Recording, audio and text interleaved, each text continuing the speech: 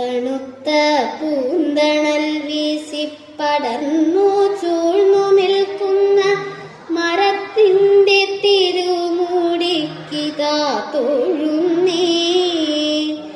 നീലകണ്ഠസ്വാമിയെപ്പോൾ വിഷം താനേ ഭുജിച്ചിട്ട് പ്രാണവായു തരുന്നോനായിതാ തൊഴുന്നേ. കനിഞ്ഞു പൂക്കളും തേനും കനിയും നീട്ടി നിൽക്കും നിന്നിറഞ്ഞ തൃക്കരങ്ങൾക്കായിതാ തൊഴുന്നേ.